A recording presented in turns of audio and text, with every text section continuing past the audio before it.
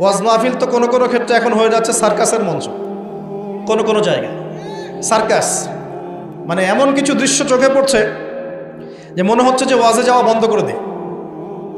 হ্যাঁ, মানে সময়টাকে কিভাবে নষ্ট করা যায়, বাউলের মতো গান গাওয়া যায়, ডিজে জিকির করা যায়, হ্যাঁ, মানুষের সাথে অহেতুক কিছু কথাবার্তা বলে টাইম পাস করা যায়।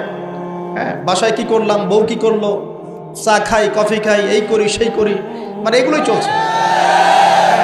আপনি একজন ব্যক্তিকে ডাকলেন, মাশাআল্লাহ কোরআনও বিশুদ্ধ করে তেলাওয়াত করতে পারছে না, বড় বড় ওয়াজও করছে, আবার বড় বড় আলেমদেরকে বাহাসের জন্য ডাকছে।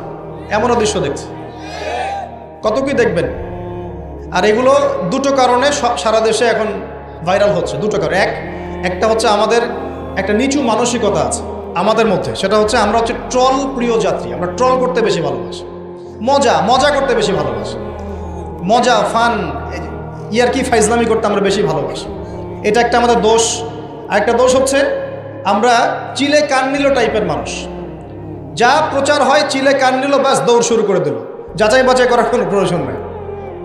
আর অহেতুক সমালোচনা করতে বেশি পছন্দ করি আমরা, এবং ইস্যু পাগল জাতি। ইস্যু একটা দিল, ব্যাস দৌড় শুরু। একটা ইস্যু দিবে, ওইটার পিছনে দৌড়াবে, 7 দিন দৌড়ানোর পর হাফসায় যাবে, তারপর নতুন একটা ইস্যু আসবে, তারপর তার পিছনে দৌড়াবে। এতে করে মূল যে জায়গায় ফোকাস করা দরকার ওখান থেকে আমরা সরে গেছি।